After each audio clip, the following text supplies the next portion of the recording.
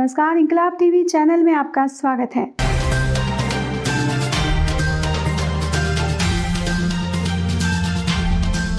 क्योंकि मेंबर्स अलग अलग विषयों पर वो अपना सुझाव देते हैं कि इसको एजेंडा आइटम्स में इंक्लूड किया जाए। आज तक ऐसा कुछ भी पेंडिंग नहीं है जहां पर किसी राज्य ने कहा कि आप इसको चर्चा कीजिए। तो इसलिए मैं कहना चाहता हूं, अगर सर इस सदन में, मैंने पहले भी कहा सर, इस सदन में सभी राज्यों के प्रतिनिधि यहां पर भी हैं और जीएसटी काउंसिल में भी सभी राज्यों के प्रतिनिधि आते हैं, और अगर इस सदन में सभी को लगता है कि पेट्रोलियम प्रोडक्ट्स को जीएसटी में लाना चाहिए, तो मैं भी आप सबसे निवेदन करता हूं कि आप अपनी अपनी राज्य सरकारों को कहें। हम अगली जीएसटी काउंसिल मीटिंग में इस पर चर्चा करने में हमें कोई दिक्कत नहीं है। जब हम देश के सारे विषयों पर चर्चा करते हैं, पेट्रोलियम प्रोडक्ट्स पर भी भारत सरकार को उस पर चर्चा करने की सर कोई आपत्ति नहीं है। केवल इतना है, खुले मन के साथ आप आए, विचार करें, हम इकट्ठे मिलकर निर्णय लेने के लिए तैयार हैं। क्वेश्चन नंबर 266 श्री चंद्र प्रकाश चौधरी। माननीय मंत्री जी।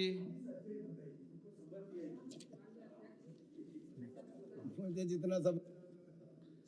Question number 267 Shrimati Jaskaur Meena. माननीय मंत्री जी। के पटल पर है। माननीय सदस्य। माननीय अध्यक्ष जी, मैं आपके माध्यम से ये जानना चाहती हूँ कि हमारी नई शिक्षा नीति में विशेषताओं का बहुत बड़ा एक श्रृंखला है, जिसको माननीय मंत्री जी ने उत्तर में भी दिया है, लेकिन मैं ये जानना चाहती हूँ कि आत्मनिर्भर भारत के स्वप्न को पूरा करने के लिए कृषि शिक्षा को विधिवत पाठ्यक्रम में सम्मिलित करेंगे या नहीं, और यदि कृषि शिक्षा को विधिवत सम्मिलित हम पाठ्यक्रम में नहीं करेंगे तो आत्मनिर्भर भारत की कल्पना अधूरी रहेगी, और साथ ही 80% लोग जो इस व्यवसाय में लगे हुए हैं उनको इसका पूरा लाभ नहीं मिलेगा। श्रीमान, पहले तो मैं इस सदन को भी आपके माध्यम से बधाई देना चाहता हूं कि नई शिक्षा नीति दुनिया के सबसे बड़े रिफॉर्म के रूप में आई है, और मुझे इस बात की खुशी है कि पूरे देश से व्यापक चर्चा के बाद, लगातार परामर्श के बाद, ये दुनिया का शायद सबसे बड़ा नवाचार होगा जो नई शिक्षा नीति आई है।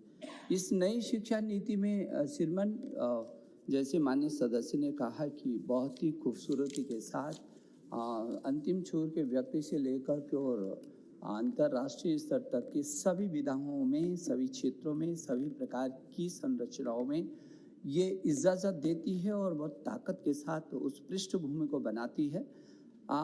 इसलिए जो ये नेशनल भी है तो इंटरनेशनल भी है, ये इम्पैक्टफुल भी है तो इंटरैक्टिव भी है, इंक्लूसिव भी है, इनोवेटिव भी है, और यदि इसकी आधारशिला को देखें तो इक्विटी, क्वालिटी और एक्सेस की बहुत खूबसूरत आधारशिला पर ये नई शिक्षा नीति है। मैं माननीय सदस्य जो उनकी वो कृषि शिक्षा से संबंधित उन्होंने कहा है, मैं कहना चाहता हूँ कि शायद ये पहली बार होगा कि 6वीं कक्षा से ही हम वोकेशनल एजुकेशन उसमें सभी कुछ होगा जो उसके क्षेत्र में और जिस रूप में छात्र आगे बढ़ना चाहता है, किस तरीके से आगे जाना चाहता है, और वो भी इंटर्नशिप के साथ ला रहे हैं। और स्कूली शिक्षा में जहाँ आर्टिफिशियल इंटेलिजेंस ला रहे हैं, वहाँ चाहे वो कृषि है, चाहे उद्यान है, और चाहे विविध क्षेत्र में, इसीलिए मातृभाषा जो प्रारंभिक शिक्षा है उसको मातृभाषा में ला करके उसको वोकेशनल एजुकेशन के साथ जोड़ करके इसको आगे बढ़ाना चाहते हैं। और इसलिए इस जो कृषि शिक्षा है उसमें बिल्कुल एनईपी के अंदर एक अलग से ही व्यावसायिक शिक्षा के रूप में उसको व्यवस्थित किया है, और उसमें कृषि जी उसके विविध चरण हैं। मुझे ये कहते हुए खुशी है कि वोकेशनल एजुकेशन जो इंटर्नशिप के साथ होगी, और न केवल वोकेशनल जो अंक ज्ञान और अक्षर ज्ञान के साथ शिक्षणेतर गतिविधियाँ और वोकेशनल, इन तीनों का संयुक्त रूप में जो इस नई शिक्षा नीति के तहत होगा, वो निश्चित रूप में व्यावसायिक शिक्षा के आधार पर आगे बढ़ेगा और निश्चित वो जो वोकेशनल स्ट्रीम से लेकर स्टार्टअप तक जाएगा और वहाँ से मेक इन इंडिया तक पहुँचेगा, क्योंकि देश के प्रधानमंत्री ने जो 21वीं सदी के स्वर्णिम भारत की बात की है और जो 5 ट्रिलियन और डॉलर अर्थव्यवस्था की बात की है और जो भारत को दुनिया में ज्ञान की महाशक्ति बनाने की बात की, उसकी आधारशिला ये नई शिक्षा नीति है। सर, आपके माध्यम से मैं जानना चाहूँगी कि व्यावसायिक शिक्षा को जो हमारी नई शिक्षा नीति के अंतर्गत दर्शाई है, उसमें विश्वकर्मा जातियों का तो पूरा अंकित है, सुनार है, सुथार है, लोहार है, लेकिन कृषि से संबंधित किसी भी तरह से वोकेशनल एजुकेशन में कोई पॉइंट चिन्हित नहीं है। क्या हम इसे मान लें कि व्यावसायिक शिक्षा में ही आपने कृषि को समाहित कर दिया? श्रीमान, शिक्षा किसी भी प्रकार की हो, वो जो कृषि की हो, वो उद्यान की हो, वो शिक्षा जो गांव में होने वाले वन आधारित चीज़ों की हो, हस्तकला की हो, ये सभी उसी दिशा में उसके एक अंग हैं। इसीलिए वोकेशनल स्ट्रीम के साथ इंटर्नशिप सहित इस शिक्षा को हम लाए हैं, जिसमें ये भी समाहित है। श्री निहाल चंद मेघवाल, क्वेश्चन नंबर 268, श्री निशित प्रमाणिक, श्रीमती संगीता कुमारी देव, माननीय मंत्री जी। is laid on the table of the house, sir. Question number 269, Shri Om Prakash, Shri Hemant Patil,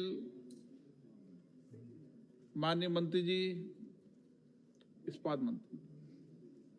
तो पटल में रख दिया गया। Question number 270, Shri GS Basavaraj,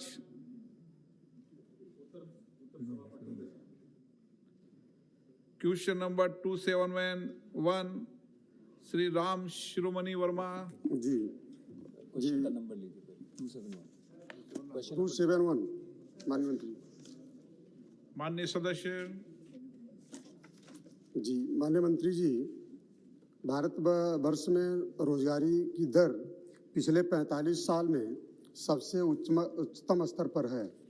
कोविड-19 ने इस समस्या को गहरा किया है।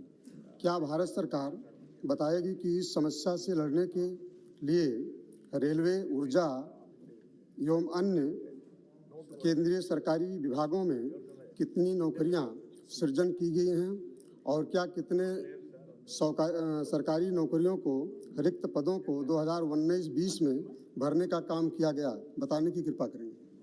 बहुत बढ़िया, वेरी गुड। मैं आपके माध्यम से माननीय सदस्य जी को बताना चाहूँगा कि 2020 वर्ष में कोरोना के काल में हमारे देश के माननीय प्रधानमंत्री जी ने जिस तरीके से इस समस्या को निपटा, वो पूरे विश्व में उसकी चर्चा है, इसकी तारीफ है। और जहाँ तक रेलवे के संदर्भित आप बात पूछ रहे हैं, इसकी हम अलग से जानकारी करके आपको बताएंगे। माननीय सदस्य। जी। माननीय मंत्री जी, उत्तर प्रदेश में जो हमारे 8 अति पिछड़े जिले की श्रेणी में आते हैं, क्या मंत्री जी बताने की कृपा करेंगे कि हमारे जो उत्तर प्रदेश में 8 आकांक्षी जिले हैं, उसमें भी आपके माध्यम से कोई नई प्रक्रिया के तहत कुछ किया गया है? आपके माध्यम से बताना चाहूँगा सर कि खाली उत्तर प्रदेश के 8 नहीं, देश के सभी पिछड़े जिलों की हमने चिंता की है और उसके लिए एक विशेष पैकेज भी लगाया है। अगर तुरंत रोजगार नहीं मिल रहा है तो हमने उनके लिए जो मनरेगा के अंतर्गत काम होता है उसका अमाउंट भी बढ़ाया है। वो बढ़ाकर अब हमने 202 रुपया कर दिया है और दिनों की संख्या भी बढ़ाई है। कोई इस दौर में परेशान ना हो और बेरोजगारी के दौर में ना रहे, उसके हिसाब से एक पूरी कार्रवाई कर रहे हैं। क्वेश्चन नंबर 2, श्रीमती संगीता आजाद। सर, माननीय मंत्री जी ने अपने उत्तर में बताया है कि आत्मनिर्भर भारत रोजगार योजना के तहत अंतर्गत पंजीकृत प्रतिष्ठानों की संख्या पूरे देश में 1.83 लाख है। मैं जानना चाहूँगी कि उत्तर प्रदेश राज्य के जनपद आजमगढ़ में कुल कितनी पंजीकृत प्रतिष्ठानों की संख्या है और इन प्रतिष्ठानों में कुल कितने लाभ की धनराशि आवंटित की गई है। और उसी के साथ एक और सवाल जोड़ना चाहूँगी कि माननीय मंत्री जी ने पीएम स्वनिधि रोजगार योजना के अंतर्गत रेहड़ी पटरी वालों को जो धनराशि दी गई है, 1 वर्ष की अवधि में 10,000 दी गई ऋण दिया गया है। जनपद आजमगढ़ में कुल कितने रेहड़ी पटरी वालों को उपलब्ध कराया गया है? धन्यवाद सर। मैं ये तत्काल आजमगढ़ जनपद की जानकारी मेरे पास नहीं है, मैं इनके पास बाद में भिजवा दूंगा।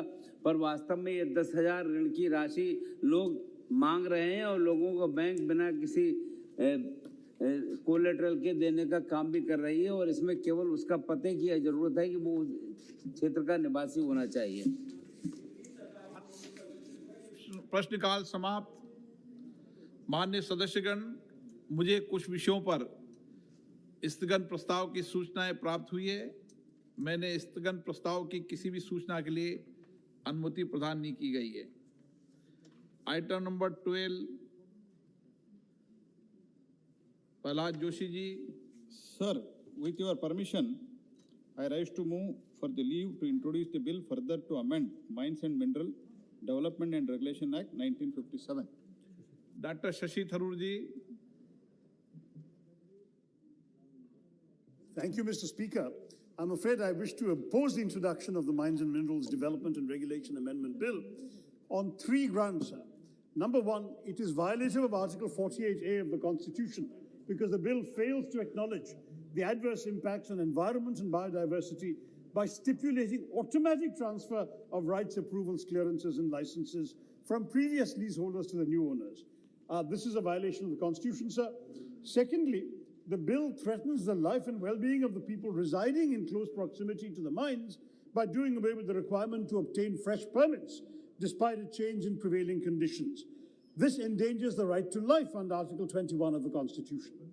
And number 3, sir, the bill impinges upon the federal structure of the state as prescribed by the Constitution by awarding the power to the central government alone to auction off mines owned by the states, thereby encroaching upon the rights exercised by the states to hold auctions. For these reasons, sir, I'd urge the minister to introduce the bill only after the concerns surrounding it have been addressed and an approach guided by the idea of sustainable development has been incorporated in the bill so that the ease of doing business does not take away the ease of living of our people. Thank you very much, sir. Sir, Honorable Shashi Tharoor is most learned member, sir.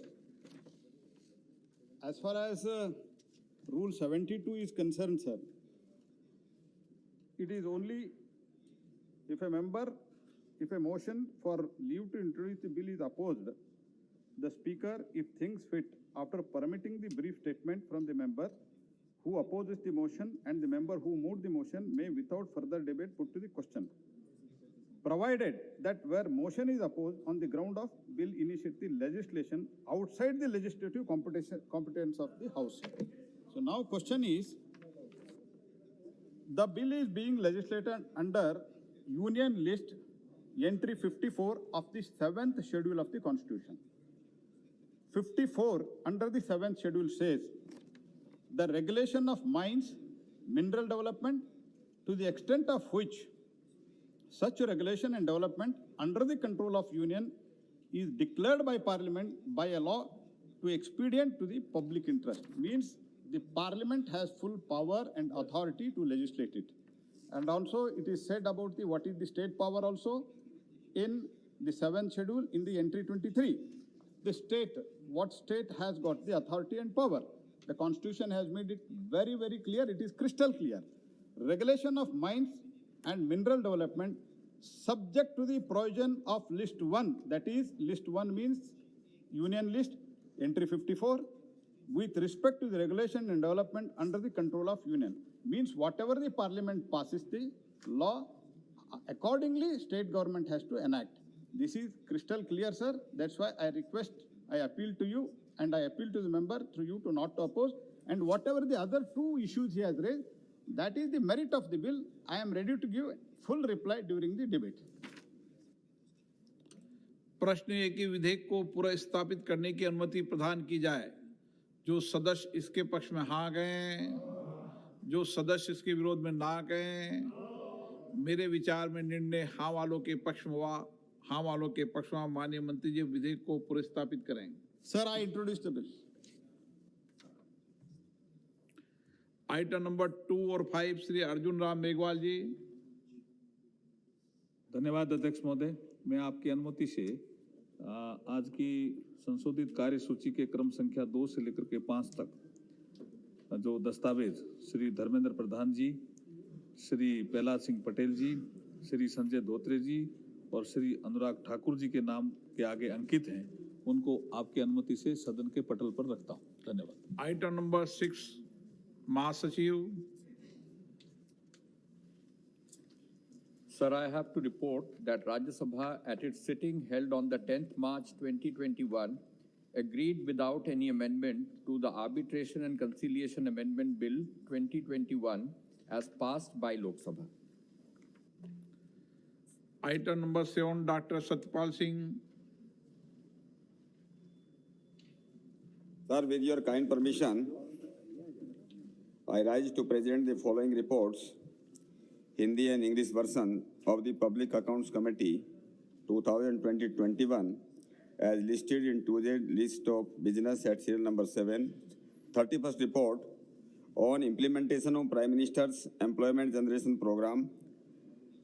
32nd report on preparations for the implementation of Sustainable Development Goals, SDGs.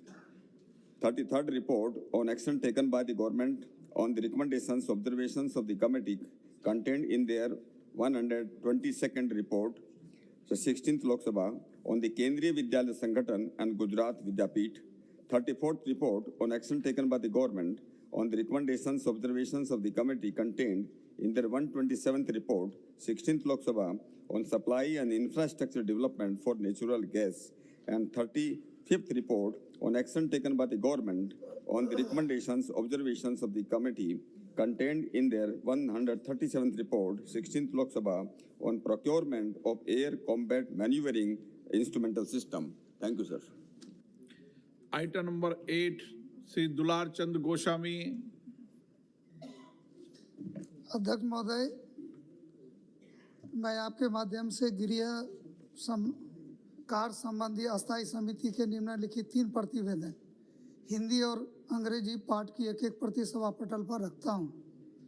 एक, महिला और बाल बच्चों के प्रति अत्याचार एवं अपराध के संबंध में 230वां प्रतिवेदन।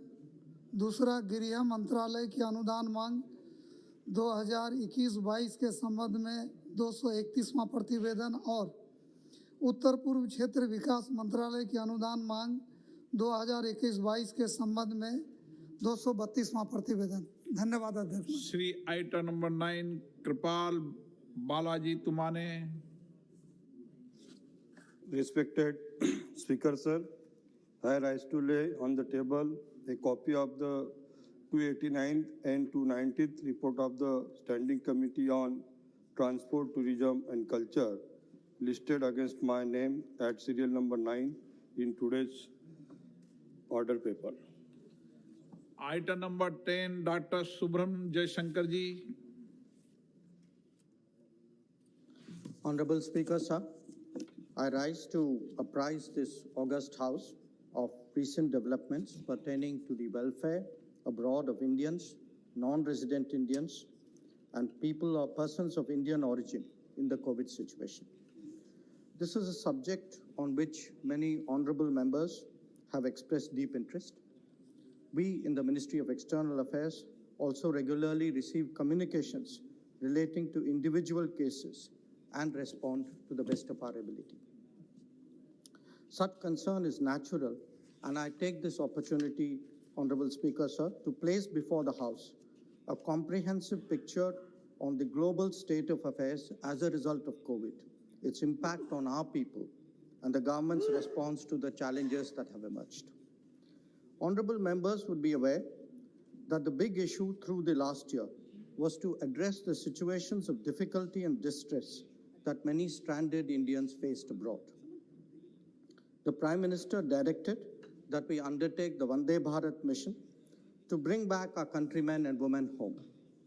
This was an all of the government effort involving the ministries of External Affairs, Civil Aviation, Home Affairs, Health, defense, and shipping, amongst others. A total of 45,82,043 people from 98 countries have returned to India under the aegis of the Vande Bharat mission. The vast majority came through flights, though there were also some who came by ship and across land crossings. Kerala received the maximum returnees, followed by Delhi, Maharashtra, and Tamil Nadu.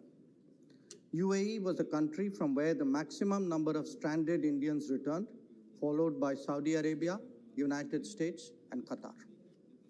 39% of the returnees were workers, 39% were professionals, 6% students, 8% visitors, and 4.7% stranded tourists. Honorable Speaker, sir, while organizing the return home, the government also focused on ensuring that our people were provided the necessary amenities in foreign countries. This applied to those awaiting repatriation as well as those who stayed behind. It involved a vast range of activities that were coordinated by our embassies and high commissions. They included providing food, shelter, and transportation, to supplying masks, PPEs, medical support, and even facilitating hospital stays. It involved intense and continuous interactions with foreign governments, proactive and responsive measures by our embassy staff, and close coordination with community organizations abroad. Government expended an amount of 33.5 crores from the Indian Community Welfare Fund, whose mandate was perceptively broadened by the government in 2017 with such contingencies in mind. I should also add that we facilitated the return from India of more than 1.1 lakh foreign passport holders to 120 countries in the same period. Many of them were PIOs and NRIs. Members would appreciate that the largest repatriation exercise in history of the world could not have happened without the goodwill and cooperation of partner governments. And if that was so forthcoming, it is because of the enormous efforts of this government's diplomacy, starting from the Prime Minister personally. Whether it was in reaching out, invoking relationships, using our networking, or engaging in direct contacts, we really went all out to ensure the welfare of our brothers and sisters abroad. And let me emphasize this. At the end of the day, the sympathetic response of others reflected their positive image of us. Indeed, this was a real testimony of India's enhanced global standing as a result of 6 years of exceptionally energetic diplomacy. The focus of our efforts in the last few months has now shifted to Indians going back to their usual places of work, study, and domicile. To that end, our government has concluded air transport bubbles that are temporary reciprocal arrangements for commercial passenger services until the resumption of regular international flights. Such arrangements have been concluded with 27 nations so far. The Air India Group alone has operated more than 9,500 flights, taking 10.9 lakh passengers abroad. The largest numbers, not surprisingly, have gone to the Gulf. During the pandemic, our Prime Minister had declared that government would take care of both lives and livelihood. This guidance has been the basis for the activities of our diplomacy abroad. Honorable Speaker, sir, just as the government has led the way for an economic recovery at home, we are also similarly untiring in our efforts to help renew livelihoods of our people abroad. The air travel arrangements are a necessary enabling measure. But beyond that, we have been active in urging our partner governments to look sympathetically at the employment of our citizens as they chart their own recovery pathway. The Gulf has been the focal point of our endeavors, though this is a global effort on our part. In recent months, the Prime Minister has engaged the leaders of Saudi Arabia, UAE, Qatar, and Oman. Under his directions, I have traveled even during the COVID period to UAE, Qatar, Bahrain, and Oman to discuss with the governments there the welfare of our people. Because of restrictions at their end, such travel was not possible to Saudi Arabia and Kuwait, but I've been in regular touch with their foreign ministers. Minister of State, Sri Muralidharan ji, on his part, has also gone to Oman and the UAE. I've also recently hosted the UAE Foreign Minister in India and expect to do so with that of Kuwait very soon. Now, during our visits to the Gulf, we have interacted with both representative community organizations and the partner governments. From the community, the overall picture was that our people were well taken care of during the pandemic by the host authorities. From the governments, the message was of appreciation for the responsibility shown by our people amidst the pressures of the pandemic. We were told that the message of discipline and social distancing that was so strongly propagated by our leadership at home had an equally strong impact with the Indian community abroad. The support extended from India for the stay and travel of our citizens was warmly acknowledged by the community and the governments alike. The provision of medical supplies and food items from India as an exceptional gesture to the Gulf during this period clearly had a powerful resonance. So did the arrival of health professionals and medical staff, especially the dedicated medical team that we sent to Kuwait. From our recent interactions, we have reason to expect that partner governments in the Gulf would be helpful in facilitating the early return of many who were compelled to go back because of the pandemic. Honorable Speaker, sir, the government is fully cognizant of the employment concerns that our people abroad have in the context of the COVID pandemic. Especially in the Gulf, there has been tremendous economic and social disruption that has impacted them. We have softened it somewhat, but the real challenges are there to be addressed. Let me assure the House that we take this as a priority. Both my MOS and I, and indeed our ambassadors and senior officials, spend time and effort to go into these problems in the greatest of details. We have been in regular touch with most community organizations and get their feedback on both the health situation and the economic recovery. We are aware that there are problems of compensation, re-employment, and reskilling that need solutions. And these are today the core of our agenda with our partner governments. The welfare of students studying abroad has also been of particular concern to all of us. Across the world, our embassies have been given instructions to reach out to them, monitor their situation, and assist their return where required. As with workers and professionals, the focus has now shifted to their going back to universities. Some countries have been more open in this regard than others, obviously reflecting their particular COVID challenge. This, therefore, remains a high priority, and our endeavor will be to encourage an early return to normalcy.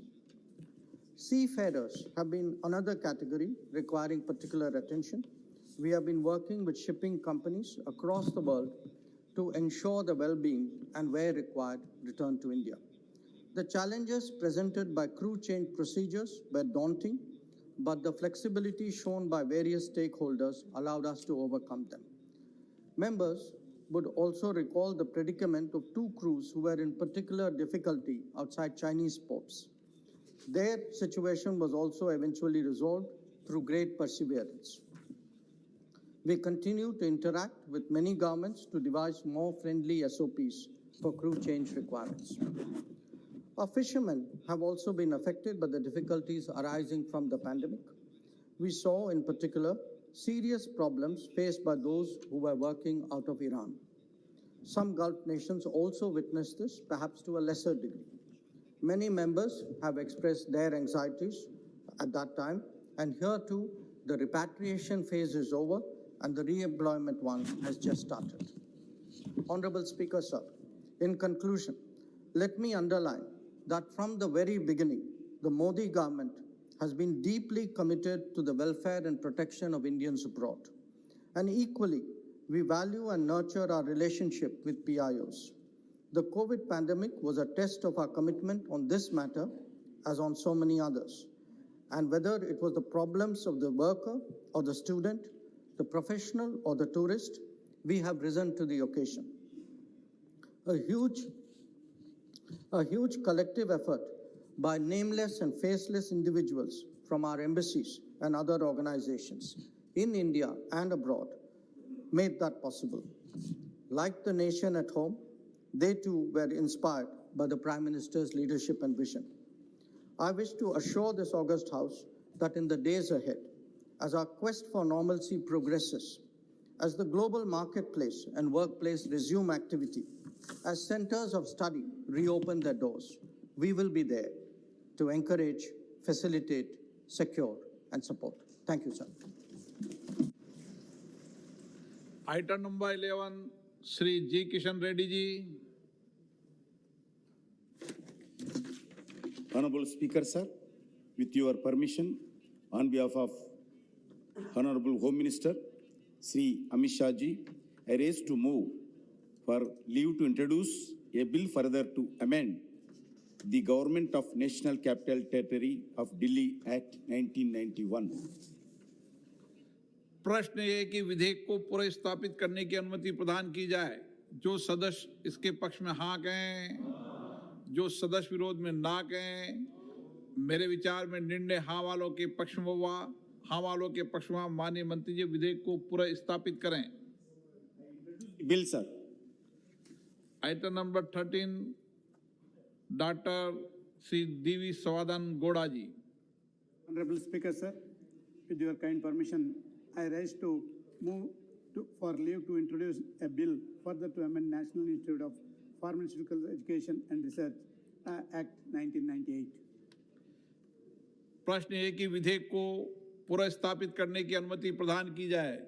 जो सदस्य इसके पक्ष में हाँ कहें, जो सदस्य विरोध में ना कहें। मेरे विचार में निर्णय हाँ वालों के पक्ष में, हाँ वालों के पक्ष में माननीय मंत्री जी विधेयक को पुनर्स्थापित करें। Sir, I introduce the bill. Item number 14, Srimati Smriti Irani ji. Honorable Speaker, sir, I rise to move for leave to introduce the Juvenile Justice, Care and Protection of Children Amendment Bill 2015. Dr. Shashi Tharoor ji. Thank you, Mr. Speaker. I'm sorry to have to oppose the introduction of the Juvenile Justice, Care and Protection Amendment Bill under Rule 72 of the Rules of Procedure. Number one, because the bill violates the constitutional principle of separation of powers, as it assigns the responsibility of issuing an adoption order to a district magistrate rather than the civil court. An adoption order under 61 of the Principal Act requires a deliberation on the welfare of the child, creates legal rights for the child and the adopted parents. Thus, it has to be a civil court that's a suitable authority to be dealing with this process. Second said, further violates the constitutional principle of separation of powers by providing for appeals against adoption orders to be made by the divisional commissioner under Section 101 of the Principal Act, instead of giving a civil court, once again, the final say over the legal process of adoption. And third, sir, it delegates responsibilities to the district magistrate and additional district magistrates, including sanctioning and monitoring childcare institutions and overseeing the functioning of various agencies under the Principal Act. This means that the protection of children under the Principal Act suddenly becomes much more dependent on a single authority controlled by the government.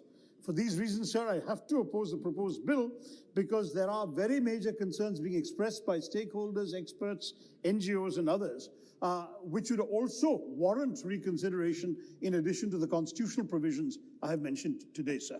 Thank you, Mr. Speaker.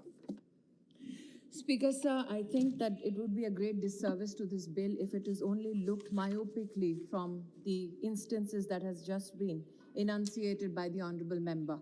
I must here highlight, sir, that it is very much a entry 5 in the concurrent list which empowers the Government of India to introduce this legislative bill for your consideration and that of the House.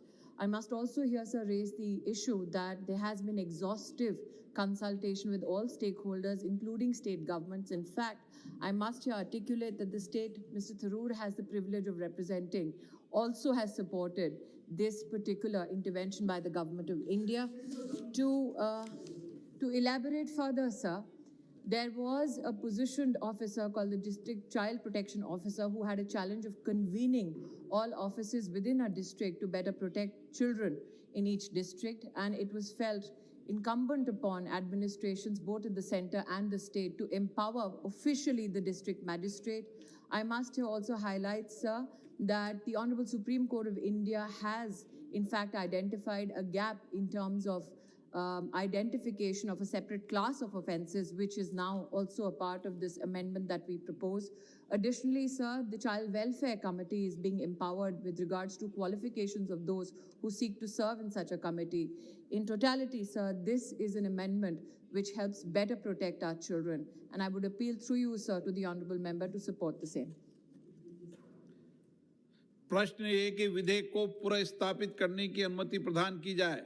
जो सदस्य इसके पक्ष में हाँ कहें, जो सदस्य इसके विरोध में ना कहें। मेरे विचार में निर्णय हाँ वालों के पक्ष में हुआ। हाँ वालों के पक्ष में माननीय मंत्री जी विधेयक को पुनर्स्थापित करें। Sir, I introduce the bill. Item number 15, Sri Mansukh Mandviya ji.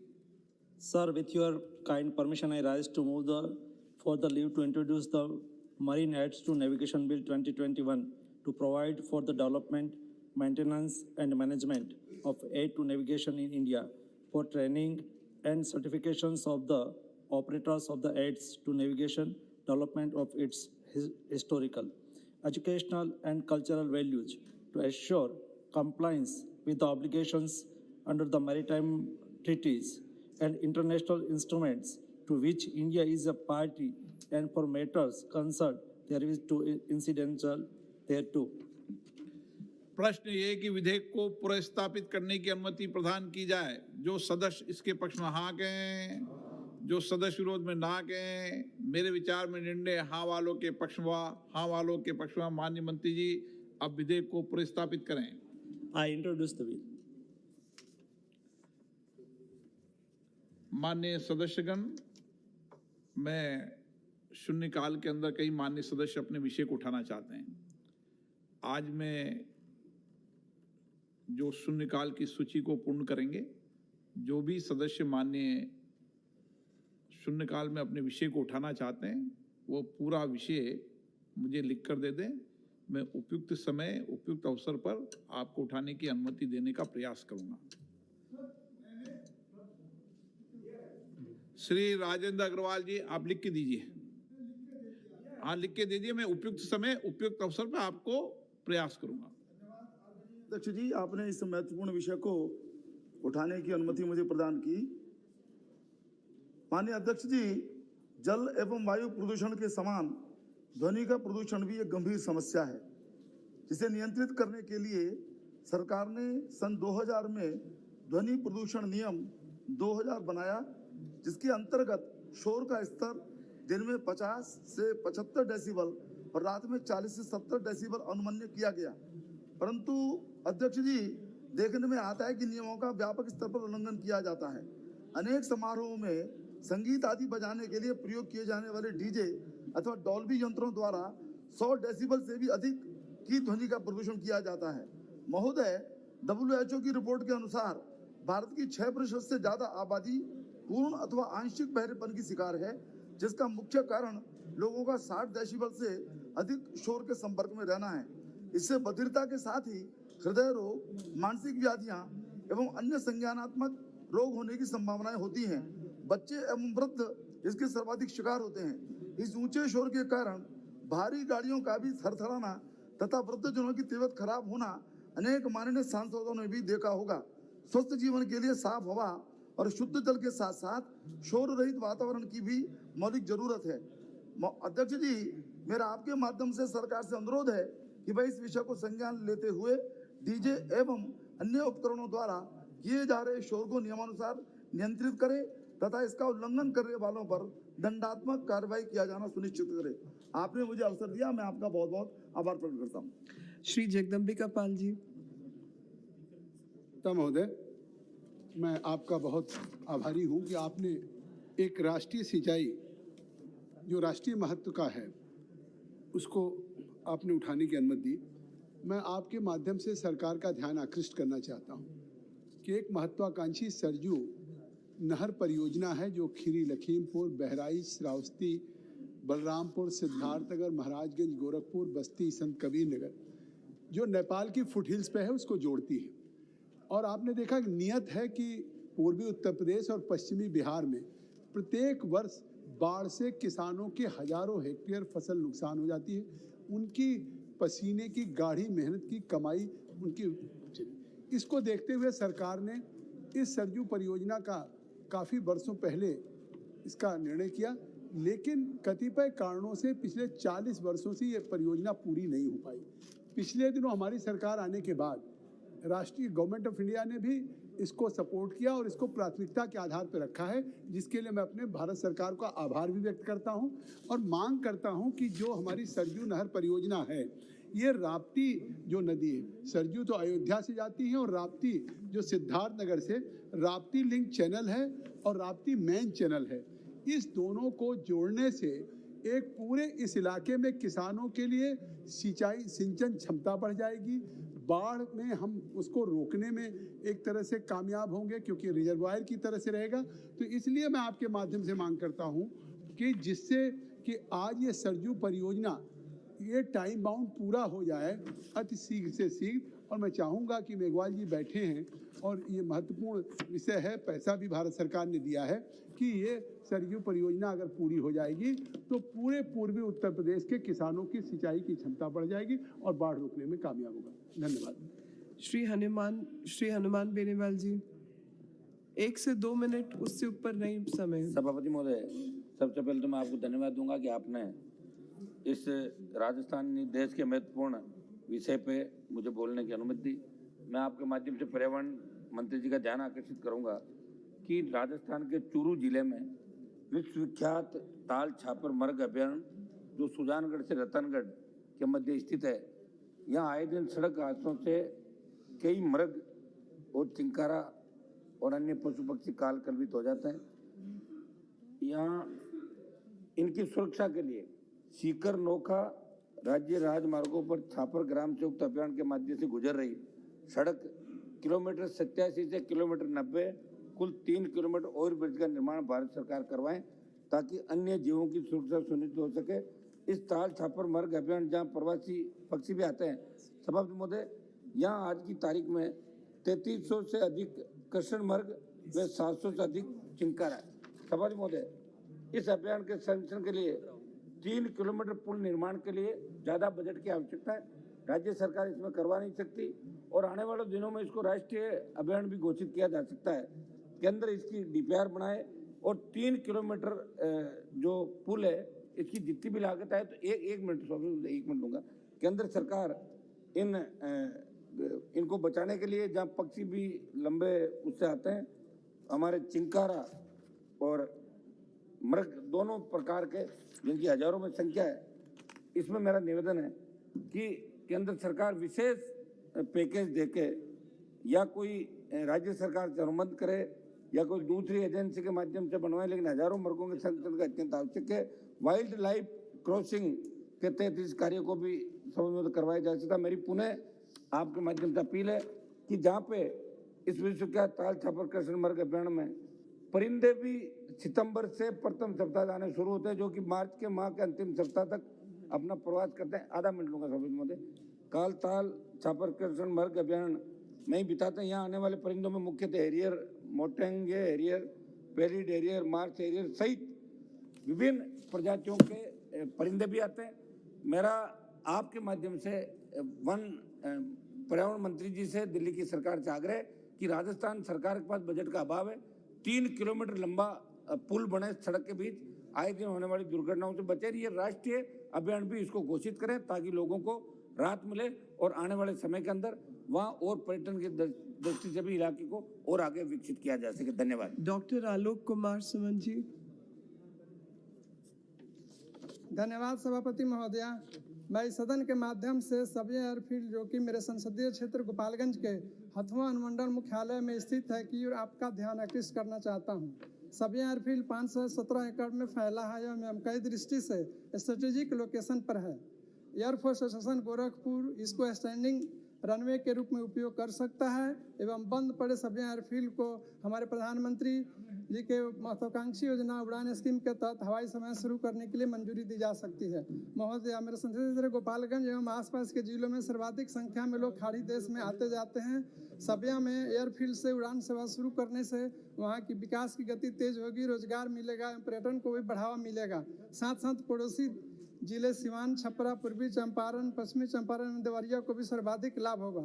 मेरे संसदीय क्षेत्र गोपालगंज में विदेशी मुद्रा का आगमन भी महोदया देश के कई जिलों से बेहतर है। अतः महोदया, मैं माननीय रक्षा मंत्री जी से आग्रह करता हूं कि सबिया एयरफील्ड को एयरफोर्स स्टेशन गोरखपुर के देखरेख में चालू कराया जाए और सबिया एयरफील्ड का रनवे चालू होने के बाद एयरपोर्ट अथॉरिटी ऑफ इंडिया द्वारा इसकी रेगुलर देखरेख एवं ऑपरेशनल एक्टिविटी चालू किया जाए। धन्यवाद अध्यक्ष। Doctor Shashi Tharoor. Thank you, Madam Chairman, for allowing me to jump the queue. I just wanted to raise and draw the attention of the Honourable Minister for shipping to the differential treatment being meted out in two ports of Kerala with respect to the levy of lighthouse dues. In my constituency of Thiruvananthapuram, we have the port of Vizhinjam, which is being developed, which is suffering due to the levy of extortionate lighthouse dues during crew changes at the port, which are not levied at nearby ports, including the port of Kochi. This selective application has resulted in ship owners and managers preferring the port of Kochi for crew changes, which has caused a great deal of loss of business and income to the port of Vizhinjam and, of course, to the people in the surrounding areas who would have received more crew coming there for change. And with the travel restrictions currently in place due to the pandemic, this is a serious problem. I would urge the Minister to resolve this distinction that has been created between two ports in the same state so that the port of Vizhinjam is relieved of this unfair burden and it can thrive. Thank you very much, Madam Chairperson. Doctor Virendra Kumar. जी, मेरे संसदीय क्षेत्र टीकमगढ़, छतरपुर, निवाड़ी सहित बुंदेलखंड के युवाओं में सेना में जाने के प्रति काफी रुझान रहता है, किंतु अच्छी शिक्षा और कई अन्य कारणों से ये संभव नहीं हो पाता है। हर माँ बाप चाहता है कि उसका बच्चा जो है ना अच्छी गुणवत्तापूर्ण अनुशासनपूर्ण शिक्षा प्राप्त करके और राष्ट्रीय जीवन के विविध क्षेत्रों में अपना योगदान दे सके। अब मेरे निवाड़ी जिले में नवोदय विद्यालय और केंद्रीय विद्यालय ही नहीं है और इस कारण से बच्चे अच्छी शिक्षा से वंचित रह जाते हैं।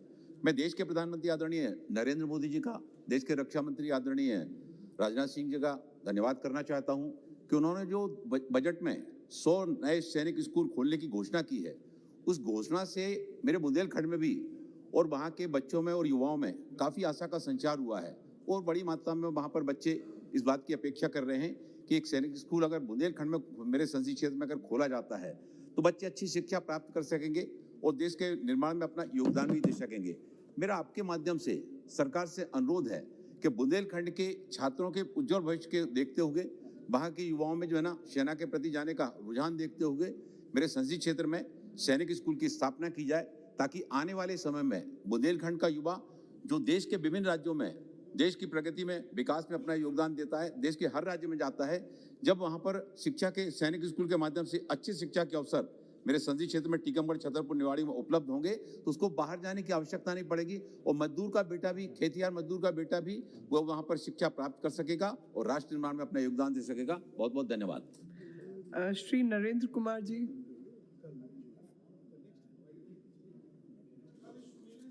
श्री प्रदीप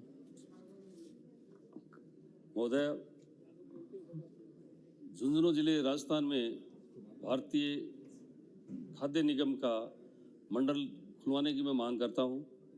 महोदय, भारतीय खाद्य निगम पूरे भारतवर्ष में नागरिकों की सुविधा के लिए रखा गया है और देश का बहुत बड़ा हिस्सा राजस्थान है जो भारत मंडल कार्यालयों के लिए अधीनस्थ कार्यरत है। इन डिपो में कार्यरत कर्मचारियों को दैनिक समस्याओं भी होती हैं एवं जिनका निवारण मंडल कार्यालयों के माध्यम से किया जाता है, परंतु कुछ डिपो ऐसी जगह हैं जिनके मंडल कार्यालय से दूरी 250 से 300 किलोमीटर के लगभग है, जिसके कारण कर्मचारियों की समस्याओं व उनकी किसी भी दस्तावेज को वहां पहुंचाने में बहुत अधिक समय लग जाता है। जिनमें से भारतीय खाद्य संग्रह भंडार झुंझुनू, जिसमें लगभग 13,000 MT खाद्यान्न भंडारित किया जाता है, जो मंडल कार्यालय बीकानेर के अधीनस्थ कार्यरत है, झुंझुनू डिपो से मंडल कार्यालय बीकानेर की दूरी लगभग 250 किलोमीटर है। जिस डिपो से संबंधित किसी भी प्रकार की समस्या का समाधान तुरंत पाना संभव नहीं हो सकता। इसलिए महोदय से अनुरोध है कि झुंझुनू में मंडल कार्यालय खुलवाने की कृपा करें। जय हिंद, जय भारत, धन्यवाद। श्री प्रदीप कुमार सिंह जी।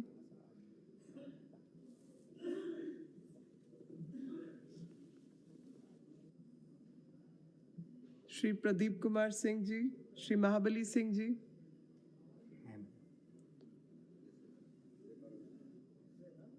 अध्यक्ष महोदय, काराकाट लोकसभा क्षेत्र के अंतर्गत बारून प्रखंड के सिरिस जमहोर पथ नदी है महोदय। वो बटाने नदी में पुल नहीं बनने के कारण कम से कम 4 पंचायत के लाखों लोग बरसात के दिन 4 महीना जो दिन होता है बरसात का, वो 4 महीना आवागमन एकदम महोदय बाधित रहता है पुल के अभाव में।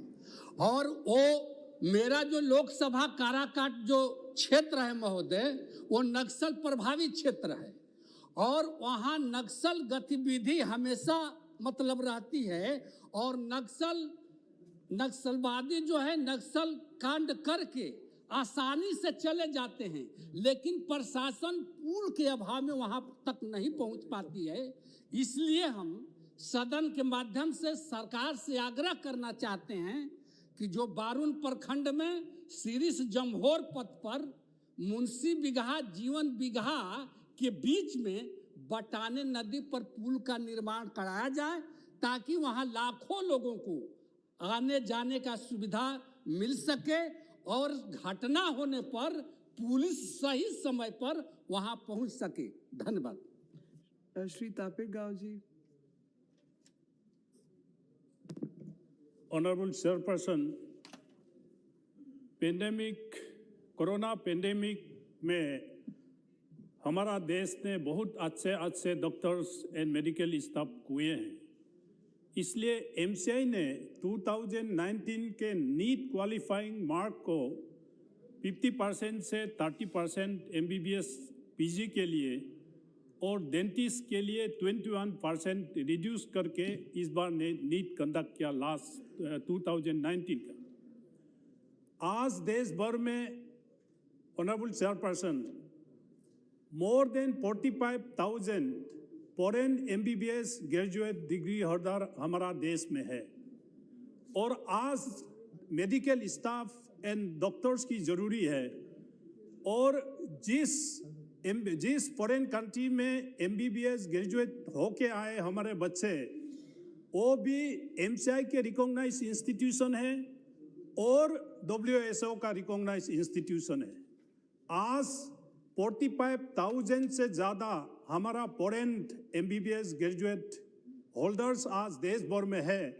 तो इसलिए मैं आपका माध्यम से अपना सरकार को, हेल्थ मिनिस्टर को और MCI को ये रिक्वेस्ट करना चाहूँगा, जैसे नीट में 50 से 30% रिड्यूस हुआ इस बार, लाइकवाइज हमारा MBBS foreign graduate student more than 45 student को भी एक बार MCI से क्वालिफाइंग मार्क को रिड्यूस करके इन लोगों को भी मौका दिया जाए, ताकि वो हमारा समाज में, हमारा रूरल एरिया में, हमारा दूर दराज इलाका में हमारा बच्चे क्वालिफाई होके अपना समाज के सेवा और देश के सेवा में लगे। इसलिए मैं सरकार से आपका माध्यम से यही रिक्वेस्ट करूंगा कि जैसे नीट में 50% से 30% रिड्यूस हुआ, फॉरेन MBBS ग्रेजुएट लोगों के लिए भी एक बार रिड्यूस करके इन लोगों को समाज सेवा में काम करने का मौका दिया जाए। Thank you very much. Shrimati Jaskaur Meena जी।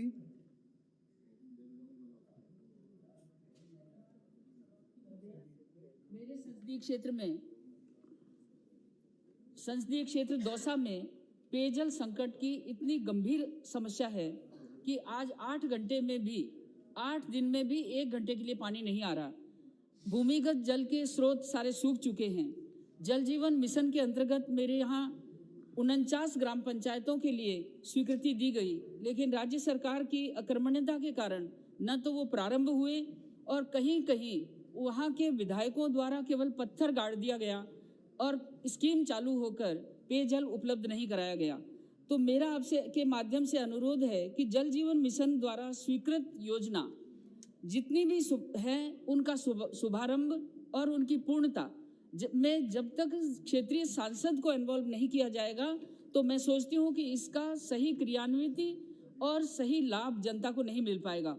ऐसी स्थिति में आपके माध्यम से मैं केंद्र सरकार से भी अनुरोध करना चाहूँगी कि जहाँ जहाँ भारत सरकार की नीतियों का धन जाता है, चाहे वो जल जीवन मिशन के अंतर्गत हो, चाहे अटल भूजल योजना के अंतर्गत हो, इन सभी योजनाओं को संचालित करने के साथ साथ मॉनिटरिंग में दिशा की कमेटी में हम कितनी भी बात कर लें, लेकिन उसके बावजूद भी वहाँ जो विरोधी सरकारें उनके कान पर जूं भी नहीं रेंगती। ऐसी स्थिति में इस समस्या का समाधान तभी हो सकेगा जब हम कम से कम भारत सरकार की योजनाओं को क्रियान्वित करने के साथ साथ क्षेत्रीय सांसदों को जोड़ेंगे।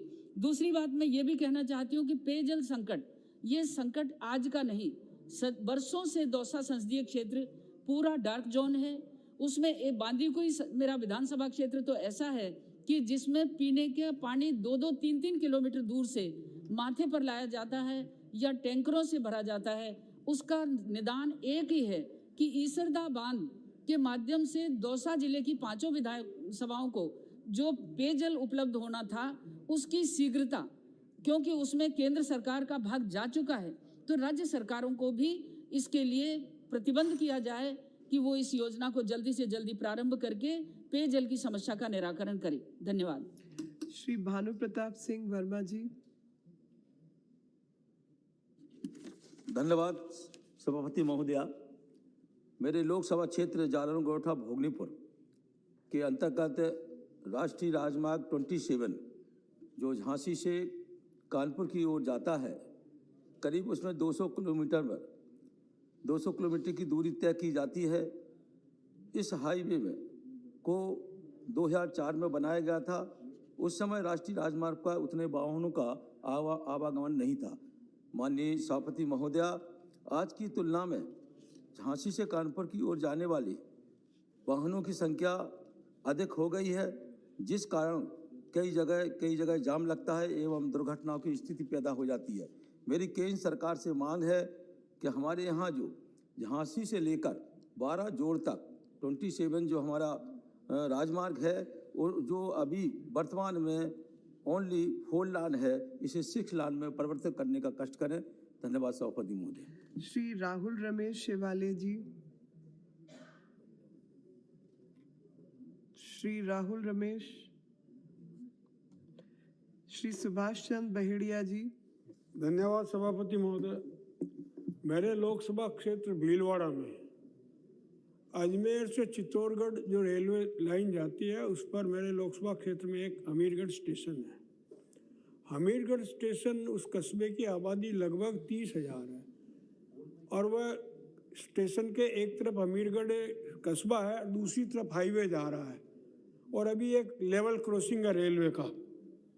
सरकार लेवल क्रॉसिंग बंद करने के लिए या तो आरओबी बना रही या आरयूबी बना रही है। वहाँ एक आरयूबी का निर्माण किया जिसमें पूरा पानी भरा रहता है, कभी वो काम ही नहीं आता। इस वजह से लेवल क्रॉसिंग बंद नहीं किया गया। मेरा यही आग्रह आपके माध्यम से सरकार से, क्योंकि वहाँ के जो जनप्रतिनिधि, वहाँ की सरपंच साहिबा है, उसने मेरे को बुलाया, दिखाया भी सही, सब गाँव वालों ने बुलाया, उसमें निकलना ही संभव नहीं है। तो जब तक कोई आरओबी न बन जाए तब तक उस लेवल क्रॉसिंग को बंद नहीं किया जाए।